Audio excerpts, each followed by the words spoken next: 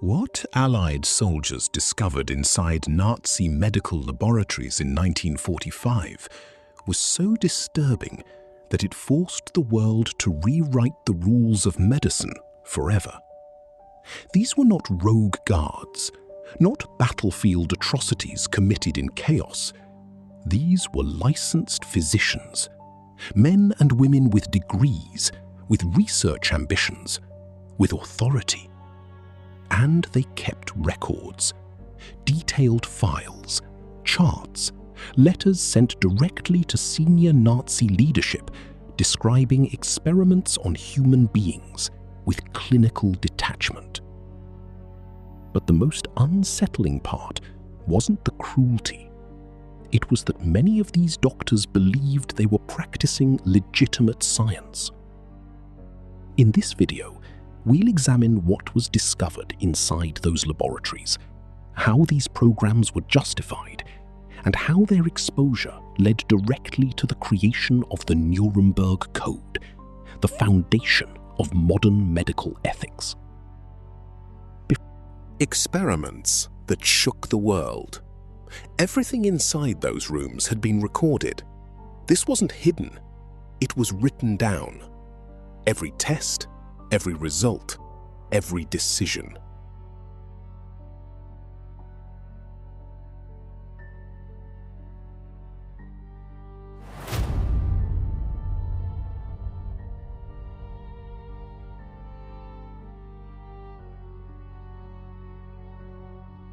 April 29th, 1945. The 42nd and 45th Infantry Divisions of the United States Army reached the outskirts of a small Bavarian town called Dachau, about 10 miles northwest of Munich. Dachau had been one of the first concentration camps established by the Nazi regime, opened in March of 1933, just weeks after Adolf Hitler became Chancellor of Germany. For 12 years, it had operated as a site of imprisonment, forced labor, and systematic murder. It was a laboratory. But what investigators uncovered inside the files would prove to be even more disturbing than the equipment itself. Because the documents revealed something systematic. Not chaos, not desperation. Planning, approval, funding. The laboratories were not improvised torture chambers. They were organized research programs. And that discovery would shape everything that followed. In Block 5, the camp's medical experimentation wing, soldiers found rooms that looked like hospitals. Examination tables, surgical instruments, cabinets lined with vials and syringes, pressure chambers large enough to hold a human being. And everywhere, paperwork. Folders thick with records, charts documenting body temperature, heart rate, time of death, photographs of subjects, emaciated men and women, taken before, during, and after procedures that no legitimate medical institution would have authorized. Private First Class John Lee, one of the first soldiers to enter Block 5, later recalled, "It looked like a doctor's office. That was the worst part. It looked normal, like something you'd see back home, except for what was written in those files." The liberation of Dachau was not an isolated event. Across occupied Europe, as camp after camp was liberated, Buchenwald, Ravensbrück, Auschwitz, Sachsenhausen, Natzweiler, a consistent and deeply disturbing pattern emerged. These were not random acts of cruelty carried out by sadistic guards. These were organized, funded, and approved research programs conducted under the authority of the SS, the German military, and in many cases, the personal office of Heinrich Himmler, the head of the SS himself. The experiments had been running for years, some since 1941, some even earlier. And the people who conducted them were not uneducated thugs. They were physicians. Many held advanced degrees from Germany's most prestigious universities. Some had published in respected medical journals. Some had been considered leaders in their fields. As military intelligence teams began to catalogue what they found, a question emerged, one that would define the Nuremberg Doctors Trial and reshape medical ethics forever. How did healers become killers? To understand what happened in those laboratories, you first have to understand who was in them. The physicians who conducted the Nazi medical experiments were not, by any conventional measure, incompetent. Many were brilliant. All were credentialed. They had studied anatomy, physiology, pathology, and clinical medicine at institutions that had produced some of the greatest scientific minds in history. Germany, in the early 20th century, was arguably the world capital of medical science. German universities had pioneered research in bacteriology, immunology, and public health.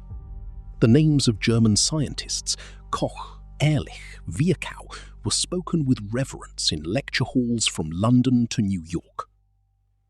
The men and women who would go on to conduct experiments on concentration camp prisoners came from this tradition. They were products of this system. And that is precisely what makes their crimes so disturbing. Karl Brandt was Adolf Hitler's personal physician. Born in 1804 in Mulhouse, Alsace, Brandt studied medicine at the universities of Jena, Freiburg, and Munich. He joined the Nazi Party in 1932, a year before Hitler came to power, and quickly rose through the ranks of the regime's medical establishment. In 1939, Hitler personally appointed Brandt to oversee Action T4, the regime's program of so-called euthanasia, which was, in reality, the systematic murder of disabled people. Under Brandt's authority, an estimated 200,000 men, women, and children with physical and mental disabilities were killed by lethal injection, by gas, by deliberate starvation. Brandt did not consider this murder. He considered it medicine. He described the program as an act of mercy, a necessary measure to relieve suffering and protect the genetic health of the German people. This language, the language of public health, of prevention, of racial hygiene, was not Brandt's invention. It was the vocabulary of an entire generation of German physicians who had absorbed the ideology of eugenics and fused it with the apparatus of the state. Brandt would later be named Reich Commissioner for Health and Sanitation, giving him sweeping authority over medical research conducted in the concentration camps. Brandt was far from alone. Sigmund Rascher was a Luftwaffe physician stationed at Dachau. A protégé of Heinrich Himmler, Rascher personally conducted the hypothermia and high-altitude experiments that would become some of the most notorious of the war. He wrote detailed letters to Himmler, reporting his findings and requesting additional subjects, a term he used to describe human beings who would be tortured and killed in his pressure chambers and ice water tanks. Klaus Schilling was a tropical disease specialist, a man who had spent decades researching malaria. At the age of 71, he was installed at Dachau, where he deliberately infected over 1,000 prisoners with malaria to test experimental treatments. Many died from the disease itself. Others died from the drugs he administered.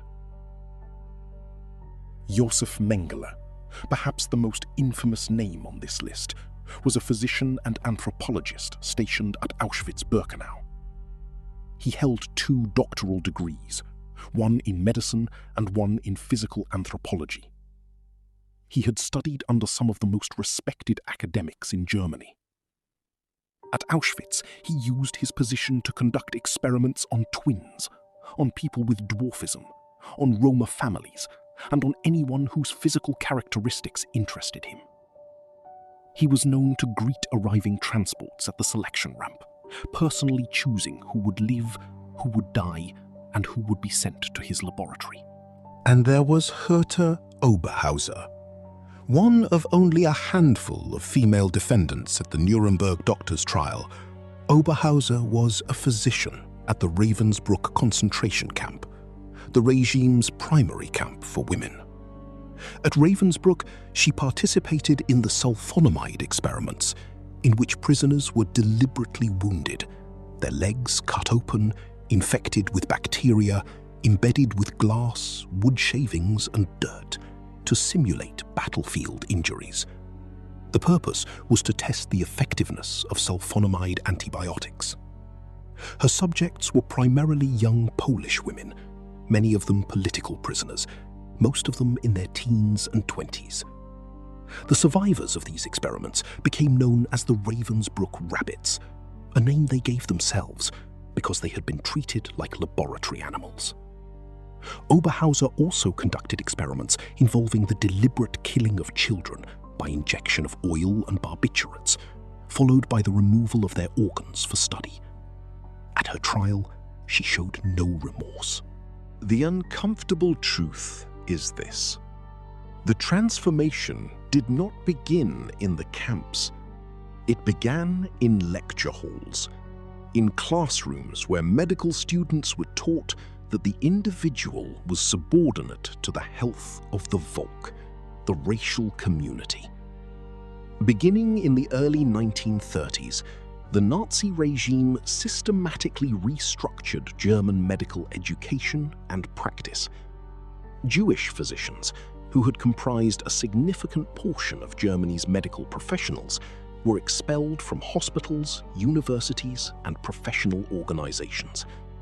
Medical curricula were revised to include instruction in racial hygiene and eugenics. Students were taught that the health of the individual was subordinate to the health of the Volk, the racial community. Physicians were encouraged to see themselves not as servants of individual patients, but as guardians of the genetic future of the German people. Disease was reframed as a racial problem. Disability was reframed as a genetic threat, and the people deemed racially or biologically unfit, Jews, Roma, people with disabilities, homosexuals, political dissidents, were reclassified in the medical imagination from patients to pathogens. Once a physician stops seeing a patient as a person and begins seeing them as a biological problem, the ethical barrier collapses. And once that barrier collapses, almost anything can be justified.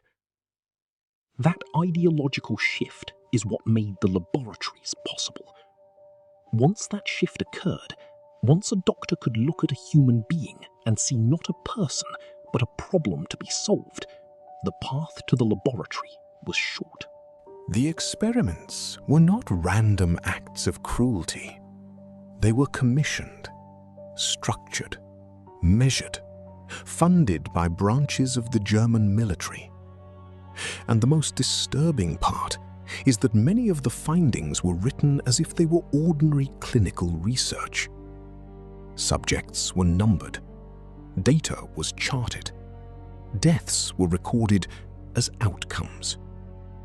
This was not rage, it was procedure.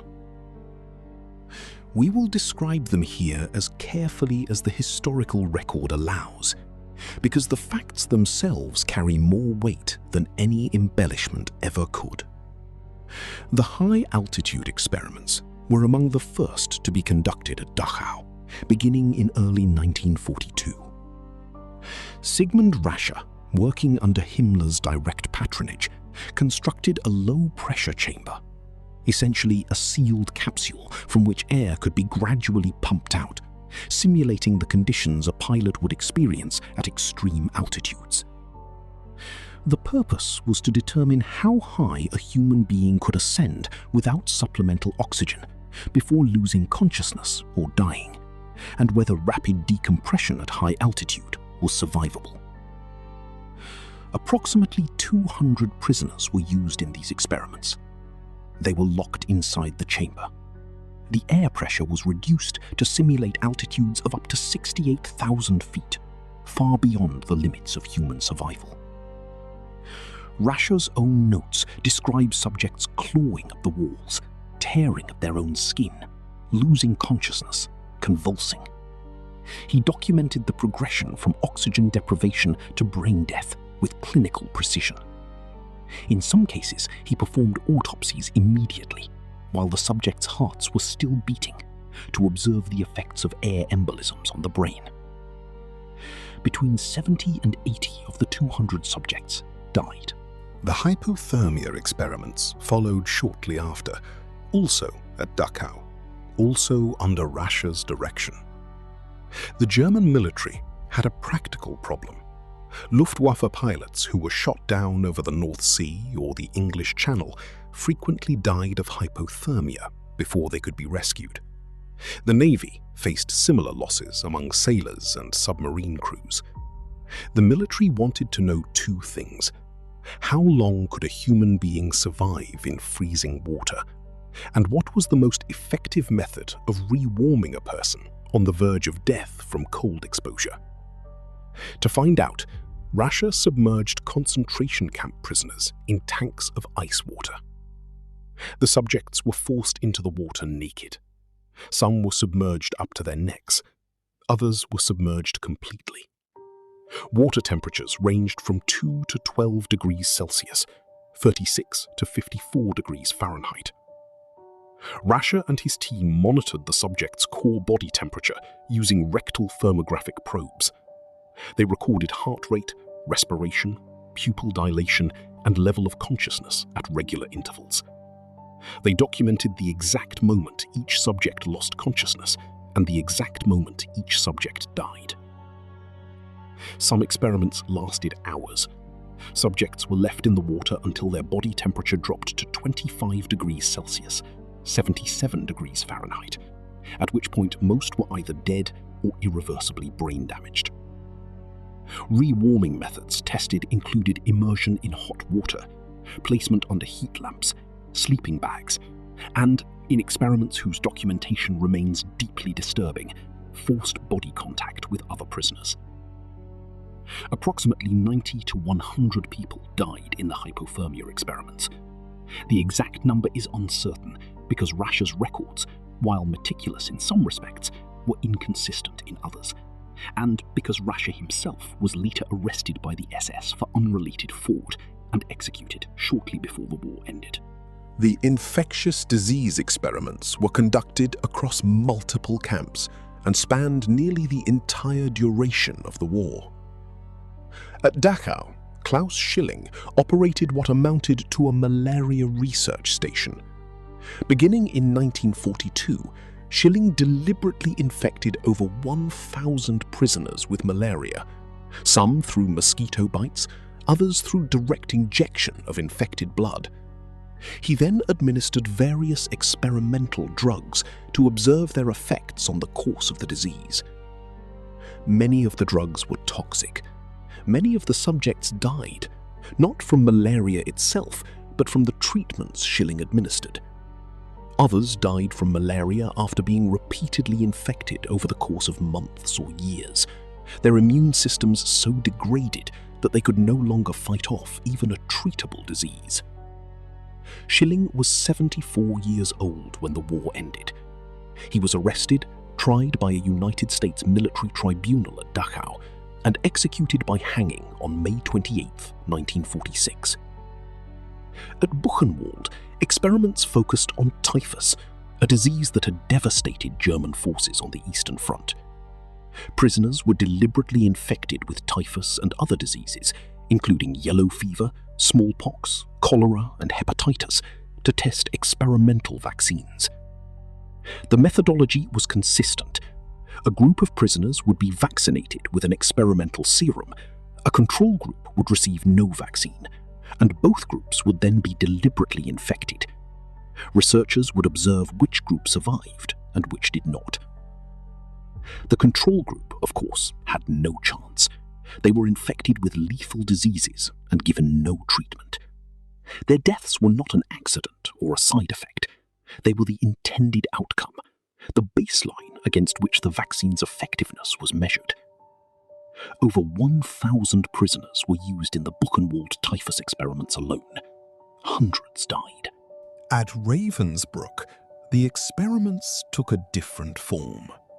Karl Gebhardt, a surgeon and personal physician to Heinrich Himmler, oversaw a series of experiments designed to test the effectiveness of sulfonamide antibiotics on infected wounds. The context was military. German soldiers on the Eastern Front were dying in large numbers from wound infections, particularly gas gangrene and other anaerobic bacterial infections contracted in the trenches. Sulfonamide drugs, which had been introduced in the late 1930s, showed promise, but their effectiveness in treating deep, contaminated battlefield wounds was uncertain. To test them, Gebhardt and his team, including Hertha Oberheiser and another physician named Fritz Fischer, selected a group of Polish women prisoners. The women's legs were deliberately cut open. Bacteria, including Streptococcus, Staphylococcus, and the organisms that cause gas gangrene, were introduced directly into the wounds. In many cases, foreign materials, splinters of wood, fragments of glass, dirt, were packed into the incisions to simulate the contamination patterns of battlefield injuries. The wounds were then sutured closed. Some women received sulfonamide treatment, others received nothing. The results were catastrophic. Many of the women developed severe infections. Some required amputation. Some died. Those who survived were left with permanent disabilities, deep scarring, chronic pain, impaired mobility.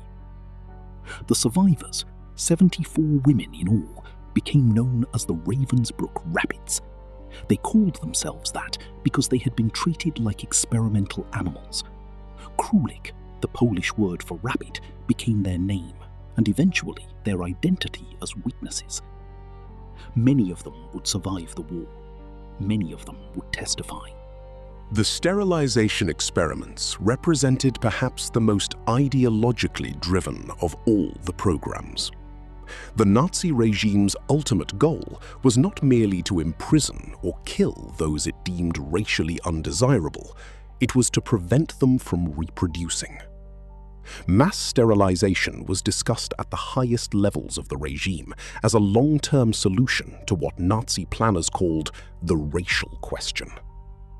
The problem, from their perspective, was efficiency. Surgical sterilization was effective, but slow. It required trained surgeons, operating rooms, recovery time. For a regime that envisioned sterilizing millions of people across occupied Europe, a faster method was needed. At Auschwitz, Karl Klauberg, a gynecologist, developed a method of non-surgical sterilization, in which a caustic chemical solution was injected directly into the uterus, causing inflammation, scarring, and permanent blockage of the fallopian tubes. The procedure was performed without anesthesia on hundreds of women, many of them Jewish, some as young as their early teens. Klauberg boasted in letters to Himmler that a single physician using his method could sterilize up to 1,000 women per day. Also at Auschwitz, Horst Schumann experimented with sterilization by radiation. Male and female prisoners were exposed to high doses of X-ray radiation directly at their reproductive organs. Many suffered severe radiation burns, infections, and lasting internal damage. Some were subsequently subjected to surgical removal of their irradiated organs so that the tissue could be examined under a microscope. The subjects of these experiments, men and women, were overwhelmingly Jewish. They were selected precisely because under Nazi ideology, they were the population that most urgently needed to be rendered unable to reproduce. The cruelty was not incidental. It was the point. And then there were the twin experiments at Auschwitz. Josef Mengelé's work with twins has become one of the most widely known and most deeply disturbing chapters of this history. Mengele was stationed at Auschwitz-Birkenau from May 1943 until January 1945. He held the rank of SS Hauptsturmführer, equivalent to a captain, and served as one of the camp's medical officers. But his primary interest was research. Mengele was fascinated by genetics, heredity, and the biology of twinning. He believed that by studying identical twins who share the same genetic material, he could unlock the secrets of hereditary traits and, ultimately, find ways to increase the birth rate of twins among the German population. To this end, Mengele collected twins from the transports arriving at Auschwitz. He personally stood on the selection ramp, scanning the arriving prisoners, men, women, children, for twins and other individuals of scientific interest. When he found them, he separated them from the general population and housed them in a special barracks. What followed was a program of systematic experimentation. Twins were subjected to detailed physical measurements, hundreds of data points recorded for each pair. They were subjected to blood transfusions between siblings. They were deliberately infected with diseases to observe whether both twins responded identically. A lot of children, a lot of 11-year-olds and younger, they were killed right Some away were subjected because to they surgical weren't strong enough procedures, to work. attempts Do to you change think eye you color actually by being a injecting twin is dye why you- into the iris, removal of organs for comparative study. Mengele's subjects were children. Some were infants. When the experiments were complete, or when a twin died, Mengele frequently ordered both twins killed so that comparative autopsies could be performed. The bodies were dissected, their organs preserved, and shipped to research institutes in Berlin. The exact number of twins Mengele experimented on is uncertain. Estimates range from several hundred to approximately 1,500 individuals. Only a small fraction survived. Mengele was never captured. He fled Europe after the war, living under assumed names in Argentina, Paraguay, and Brazil. He drowned while swimming at a beach in Bertioga, Brazil, in February 1979. His remains were identified through DNA analysis in 1985. He never faced trial. He never answered for what he did. If the Nazis had destroyed every document, some of these crimes might have faded into rumor. But they didn't. They documented everything. They kept copies. They sent reports to superiors. They wrote letters requesting more subjects. And because of that bureaucratic obsession with record-keeping, the evidence survived. The files would become their undoing. Sigmund Rascher wrote regular letters to Heinrich Himmler, chatty, almost casual correspondence, in which he reported the progress of his experiments, requested additional subjects, and discussed technical difficulties with the same tone one might use to describe a laboratory equipment problem. In one letter, dated April 1942, Rascher wrote to Himmler requesting permission to transfer his high-altitude experiment from an animal testing facility to Dachau, where he could use, in his words, professional criminals who deserved to die as test subjects. Himmler approved the request. These letters survived the war. They were entered into evidence at Nuremberg. Karl Gebhardt's sulfonamide experiments at Ravensbrück were documented in clinical reports that read like standard medical literature, complete with methodology sections, data tables, and conclusions. The reports noted the subjects' identification numbers, the types of bacteria used, the duration of infection, and the outcome of treatment. They noted in the language of clinical medicine when subjects developed fever, sepsis, gangrene. They noted when subjects died. The language is what strikes you. Not anger, not cruelty, just observation. Clinical, detached, efficient documentation of atrocity. The task of compiling and analyzing this evidence fell in large part to a man named Leo Alexander. Alexander was an Austrian-born American psychiatrist and neurologist who had emigrated to the United States in 1933, fleeing the rise of Nazism. During the war, he served in the US Army Medical Corps. After the war, he was assigned to investigate the medical experiments conducted in the concentration camps. Alexander spent months traveling between liberated camps, interviewing survivors, reviewing captured documents, and examining the physical evidence left behind in the laboratories. He compiled a series of detailed reports that would form a critical part of the prosecution's case at the Nuremberg Doctors Trial. Alexander was also one of the primary architects of what would become the Nuremberg Code, the 10 principles of ethical human experimentation that emerged from the trial. We will return to that. But first, the evidence itself. Among the most powerful evidence came not from documents, but from survivors.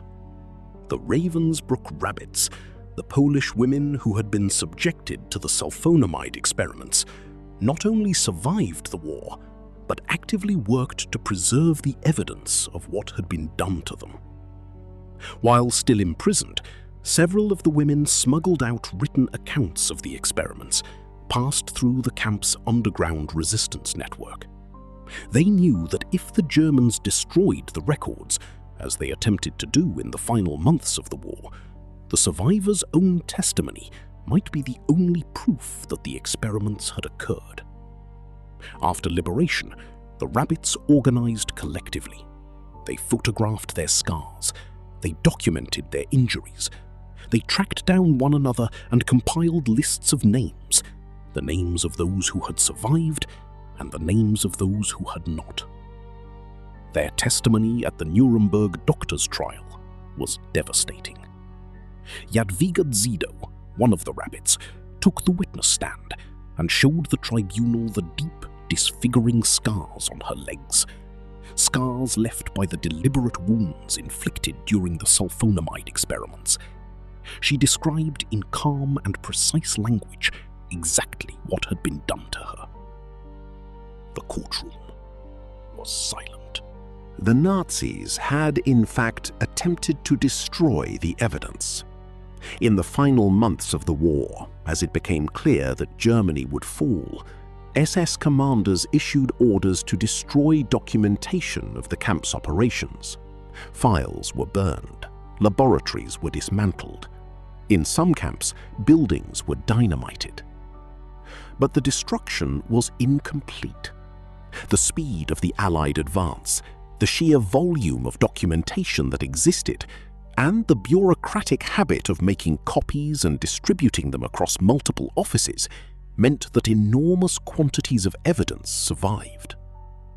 Some was found in the camps themselves. Some was found in government offices in Berlin. Some was found in the personal files of physicians who had taken copies of their own research home with them. And some evidence could not be burned at all because it was written on the bodies of the survivors. December 9th, 1946. In the Palace of Justice in Nuremberg, Germany, the same building where the main international military tribunal had tried the senior leaders of the Third Reich, a new trial began. It was officially designated United States of America versus Karl Brandt et al. It would become known as the Doctors Trial. 23 defendants sat in the dock. 20 of them were physicians. The remaining 3 were administrators and bureaucrats who had facilitated the medical experiments. The prosecution, led by Brigadier General Telford Taylor, presented evidence of crimes committed at Dachau, Ravensbrück, Buchenwald, Sachsenhausen, Auschwitz, and other camps. The charges included war crimes, crimes against humanity, and membership in criminal organizations. The trial lasted nearly 9 months, from December 1946 through August 1947. Over the course of those months, the tribunal heard testimony from survivors, reviewed thousands of pages of documentation, and confronted the defendants with the evidence of their own meticulous record-keeping. The defense mounted by the accused physicians was, in many cases, predictable. Some claimed they had been following orders. Some claimed the experiments had been conducted on prisoners who were already condemned to death. Some claimed their research had produced results of genuine scientific value, and that the sacrifice of a few had served the greater good. Some simply denied everything. On August 19th and 20th, 1947, the tribunal delivered its verdicts. Of the 23 defendants, 7 were sentenced to death. They included Karl Brandt, Hitler's personal physician and overseer of the euthanasia program. They included Karl Gebhardt, who had directed the sulfonamide experiments at Ravensbrück. They included Victor Brack, who had administered the mass sterilization programs. 5 were sentenced to life imprisonment. 4 received sentences ranging from 10 to 20 years. 7 were acquitted. The 7 death sentences were carried out on June 2, 1948, at Landsberg prison in Bavaria, the same prison where Adolf Hitler had written Mein Kampf 24 years earlier. Justice, such as it was incomplete. Josef Mengele, who had conducted the twin experiments at Auschwitz, was never captured. Despite decades of international efforts to locate him, efforts led by Nazi hunters like Simon Wiesenthal and by the Israeli Mossad, Mengele evaded arrest for the rest of his life.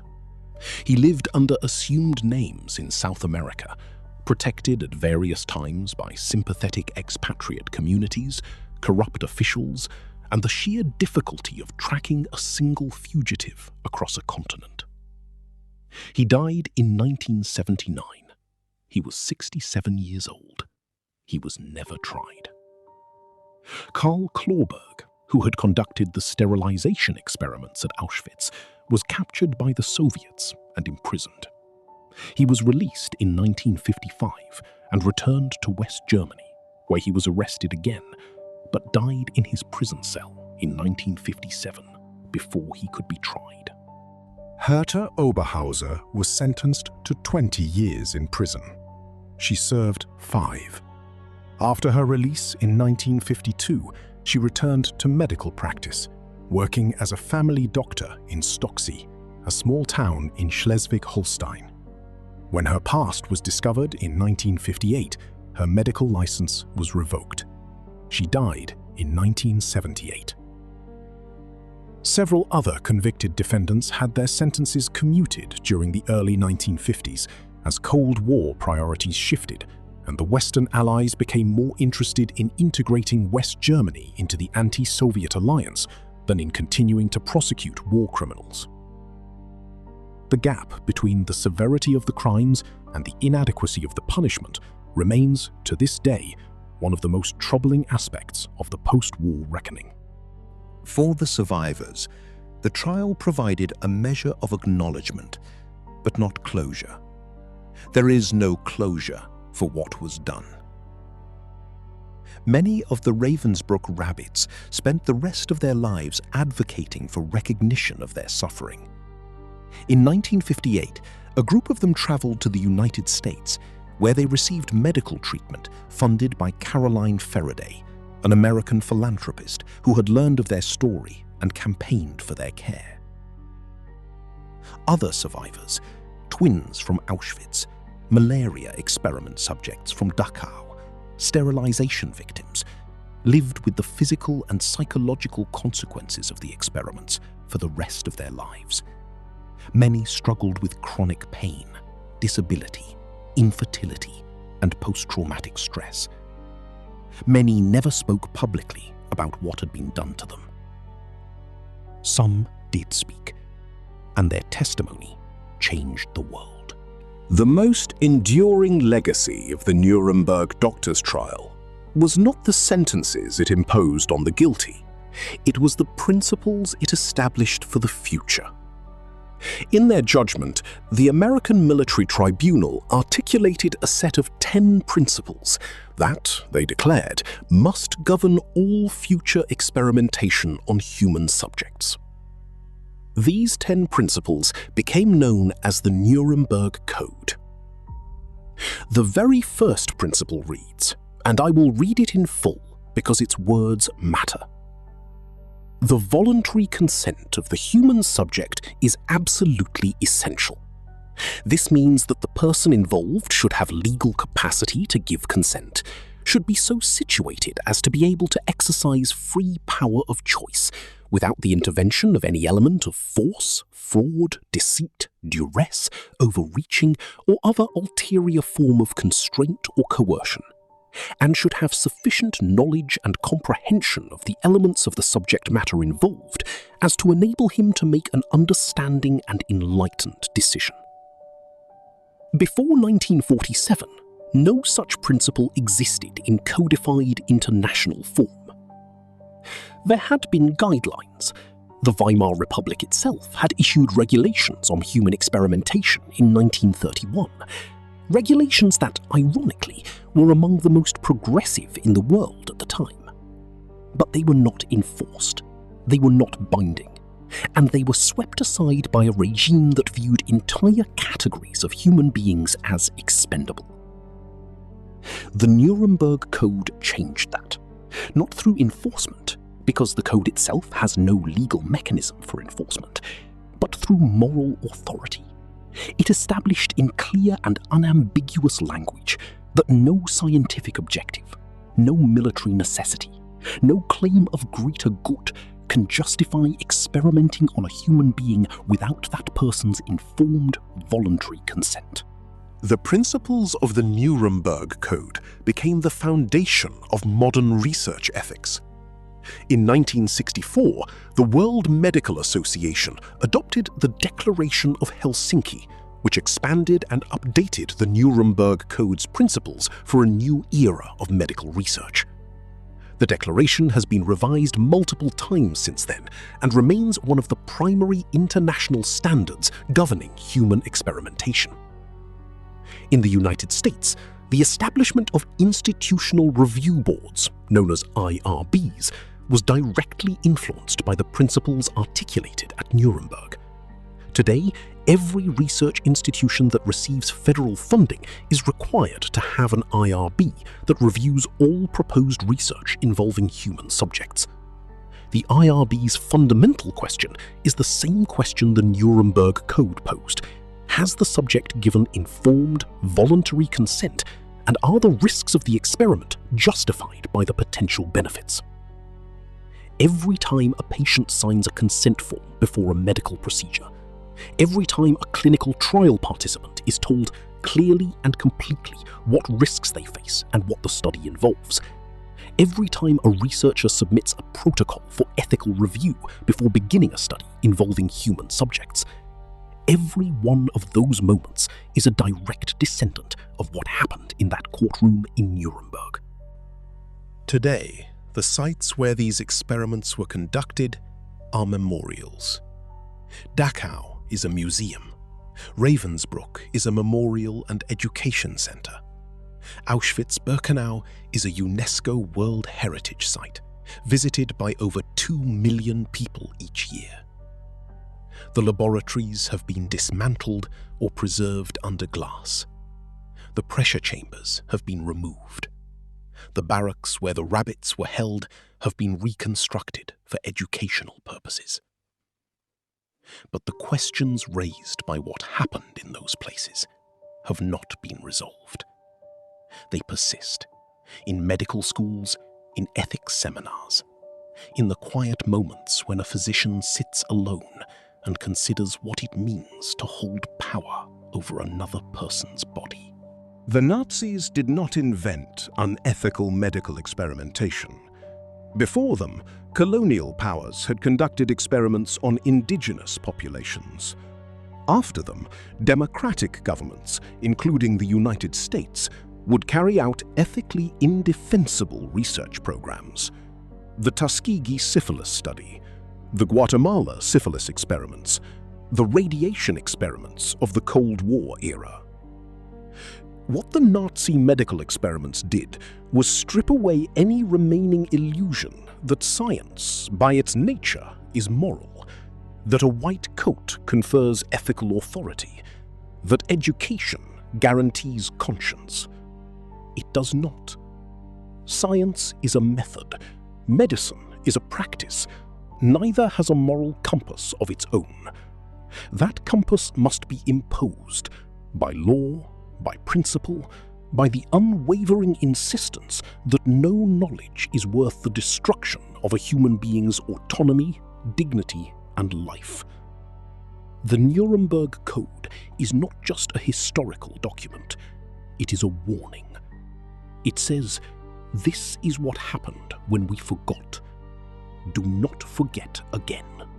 The Nuremberg Doctors Trial concluded on August 20th, 1947. In the 78 years since, its legacy has shaped the practice of medicine in every country on Earth.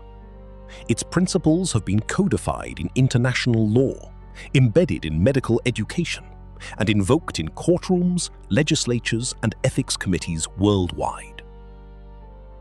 It has not prevented all abuses. It never could. The impulse to use the powerless as instruments of knowledge did not end in 1947, and it has not ended today.